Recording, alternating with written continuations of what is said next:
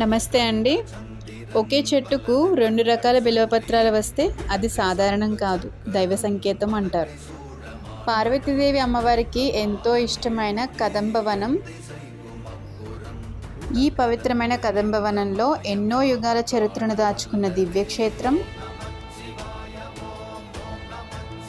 ఈ దివ్యక్షేత్రంలో అత్యంత ఆశ్చర్యకరమైన విషయం ఏంటంటే, ఇక్కడ ఉన్న ఒక బిల్వవృక్షానికి సాధారణంగా కనిపించే త్రిదళ బిల్వపత్రం మాత్రమే కాదు, అరుదుగా కనిపించే ఏకదళ బిల్వపత్రం కూడా వస్తుందన్నమాట. ఇక్కడ మనకి అమ్మ చూపిస్తున్నారు చూడండి. ఈ మారేడు చెట్టుకి ఏకదళ బిల్వపత్రము అలాగే త్రిదళ బిల్వపత్రము 2 వస్తాయంట. ఇక్కడ మనకి అమ్మ చూపిస్తున్నారు చూడండి.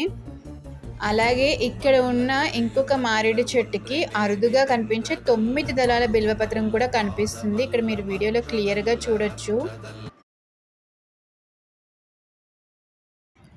త్రిదళ బిల్వం శివునికి అత్యంత ప్రీతికరమని పురాణాలు చెబుతాయి. కానీ నవదళ బిల్వం కనిపించడం మహాపుణ్యంగా భావిస్తారు.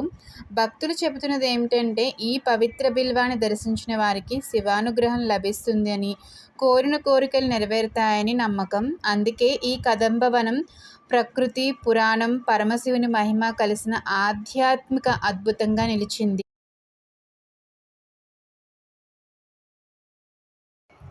ఇంతకీ ఈ కదంబవనం ఎక్కడ ఉంది అని చెప్పేసే కదా. లాస్ట్ టైం చేసిన వీడియోలో 4 చెరువులతో పాటు ఇక్కడ పెద్ద ఒక కదంబవనమే ఉంది అండి. ఈ కదంబవనంలో ఋషులు తపస్సు చేసేవారట. ఈ వివరాలన్నీ కూడా నెక్స్ట్ వీడియోలో పూర్తిగా ఒక వీడియో చేసి పెట్టేస్తాను.